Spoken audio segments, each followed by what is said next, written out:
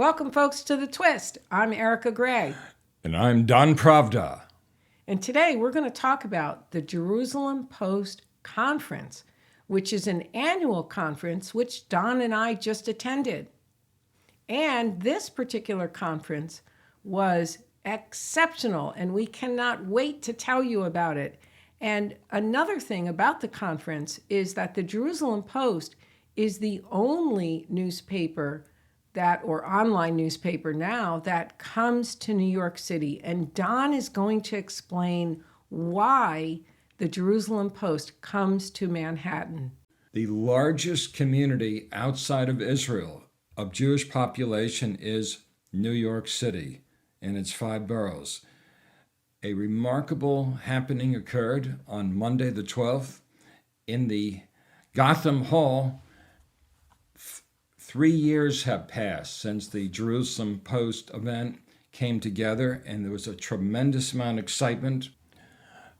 Ambassadors, sheikhs, nobility. Why do they come here? Because we're the Big Apple. And as Eric Adams said, the mayor of New York City, Brooklyn is the Tel Aviv of the United States of America. And you're right, Mr. Mayor. This is the Big Apple. The action is here.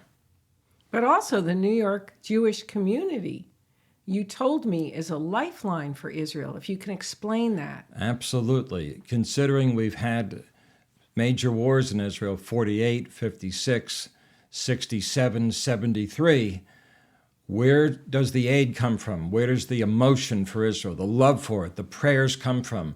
This is the biggest city of Jewry outside Israel. And this is the place that makes it happen. There's a large Jewish population in New York.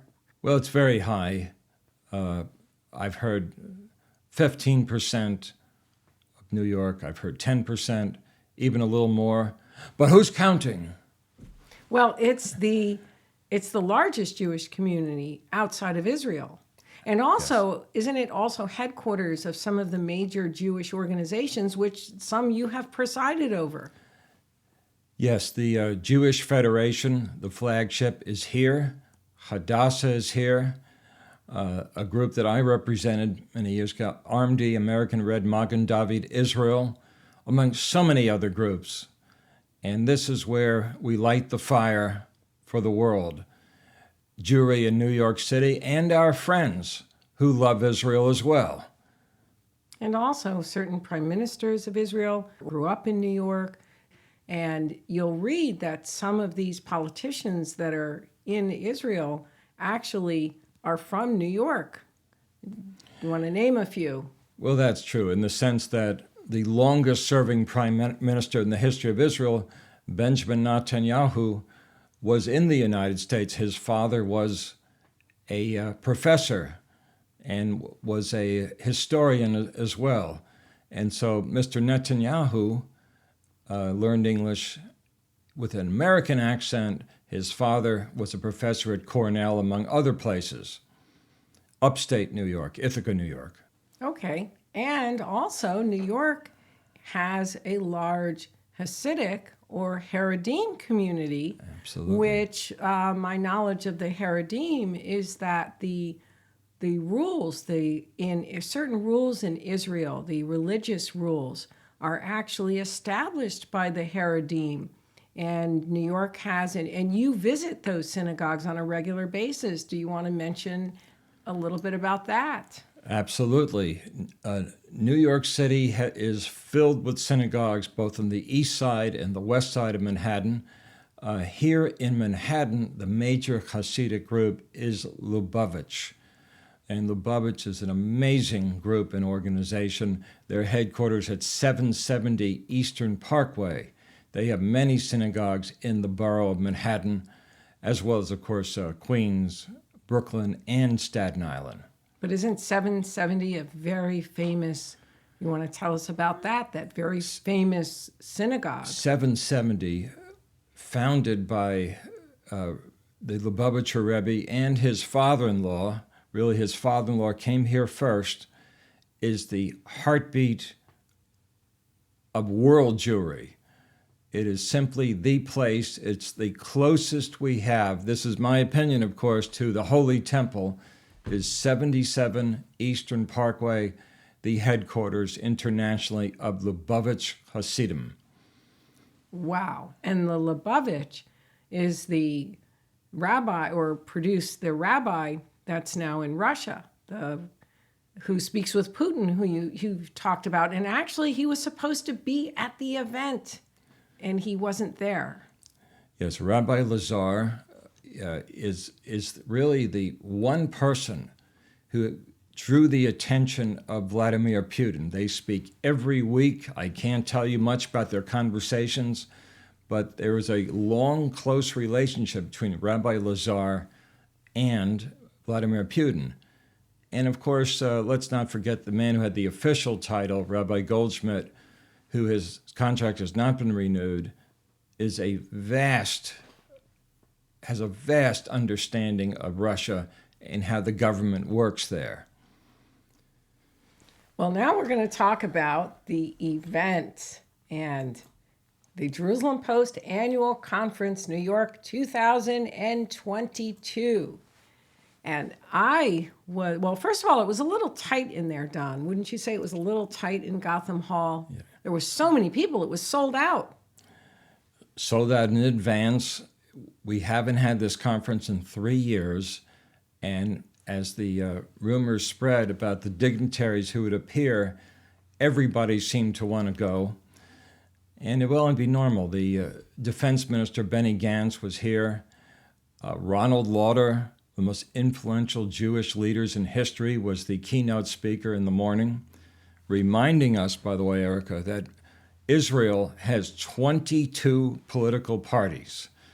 Wow. That takes a real memorization, so I won't do that for you. However, in America, generally, we have the Democratic Party, the Republican Party, and a few independents that capture maybe a handful of percent. But Israel's 22 political parties. Do you think they have a few arguments in Israel politically? Just a few. Yeah, I would say more than a few. But the lineup there was really impressive. But not only that, what was great was you'd go back to the tea and coffee table and you didn't know who you would meet. And so I was having great conversations with one with a former ambassador and others that we're going to be having on the show. We're going to be having many of these individuals as guests who were attending this event, and those that we were able to access, because there were certain speakers who, Benny Gantz and Lauder, they left as soon as they spoke. But there were others who hung around, and we're going to have some very, very interesting discussions on this show from some of the individuals that we were able to meet there. Including many people who were there are former leaders or former ambassadors. In the case of a certain gentleman from Canada, a former senator of Canada who's been a Jewish leader for many years. And let's not forget another gentleman who's running for the governorship of the state of New York. We're right on the edge of that election in November, and that is Lee Zeldin, a very proud Jew who's served in our military, who's a U.S. congressman, now running for governor, and the race has become neck and neck.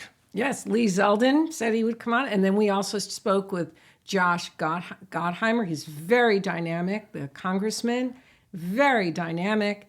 We're going to have him, and also a former Prime Minister of Israel, Ehud Olmert. We met Ehud Olmert. No, so of course you can do the correct pronunciation. No, Mr. Olmert, still around after all these years, and he represents the more liberal parties of Israel. I think we could say that rather easily. And the anticipation for the next election is enormous, because we're just months away from another election in Israel.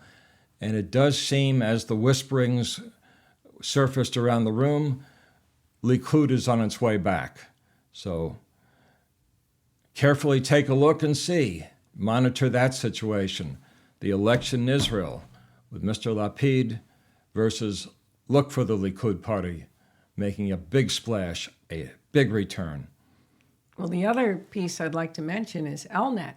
And LNet is an outfit where they're looking to improve relations with Israel to improve relations with the European Union. And we're going to be attending a conference in Paris in May with LNet, and we'll be lining that up. But that was also very interesting because, of course, my specialty on this show is European Union affairs and, of course, Israel. So I found his talk very interesting, and we will have those representatives from LNet also on this show talking about those relations, and which there is some areas of real difficulty. And you want to talk about that? Well, let's just say something pleasant. Nothing like Paris in the springtime, and that's when their conference will occur. Yes. They also highlighted something that's very important: the rise of anti-Semitism in Europe and globally, the rise of anti-Semitism and on the internet. So this is a very vital group, and we'll be attending their conference in Europe just in 7 or 8 months, and look forward to that. I want to say that as a non-Jew at this event, I think one of the things that really stood out to me is the anti-Semitism and its impact. So much so that, and this wasn't the first conference it's brought up at, but also the previous conference, and the Jewish activists who are creatively working on different ways to combat the anti-Semitism. So I think as a non-Jew, you really can feel the impact of the sufferings of your people. And I couldn't help but just feel empathy.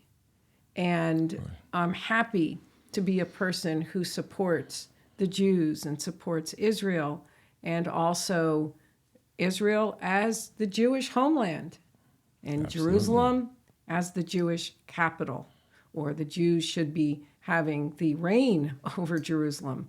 And not that the Jews would ever deny the Christians or the Islamics their place or their places, but they should be the ones who control the city.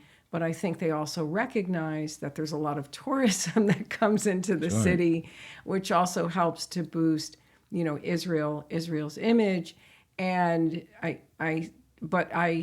it's of my belief that should be in the hands of the Jews of Israel and of the Israeli leadership. And so how's that for a Christian Zionist, Okay. Don? Sounds great to me. And we had Miss Sherry Dollinger representing John Hagee's church out of Texas.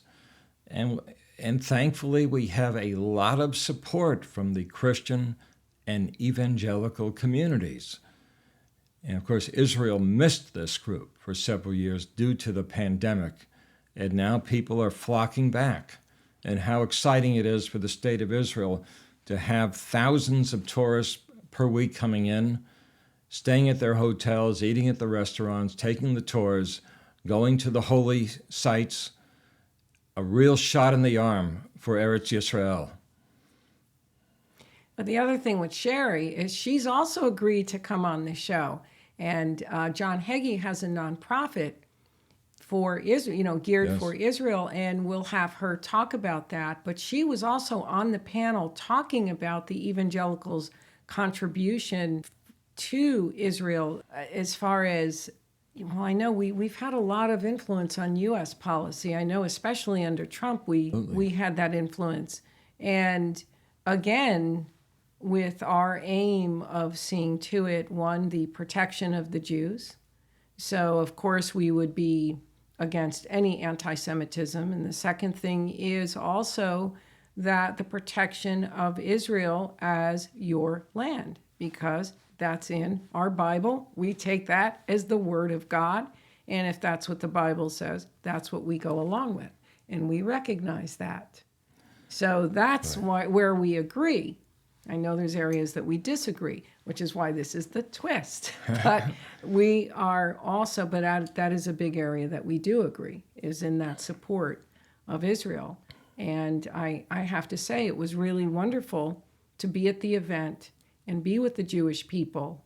And I also couldn't help but notice that when the U.S. anthem was being played, it did not get as much emotion as when the Israeli anthem or Israel anthem was played, and how many of the attendees were standing, and you could just feel the emotion in the room that the Jews have for their land. Standing room only at the end of the conference for the national anthem being played.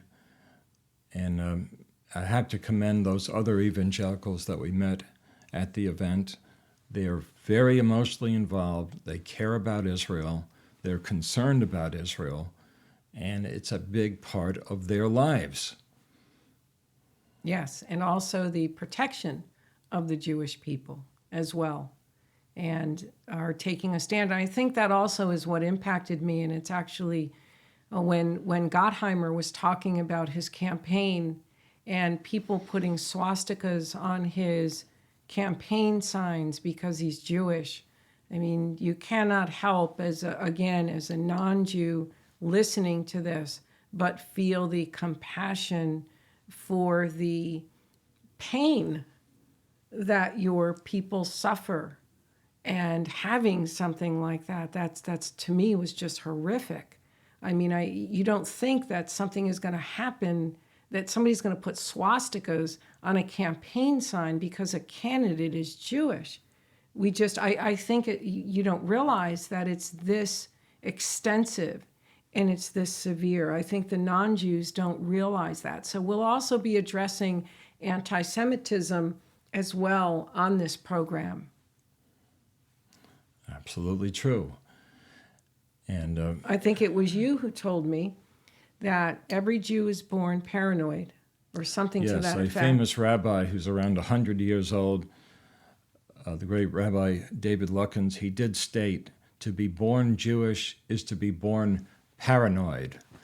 So we could just smile a little bit. On the other hand, there's a lot of truth in this statement, and that continues. Rabbi Luckins was very close to Senator Daniel Patrick Moynihan of New York.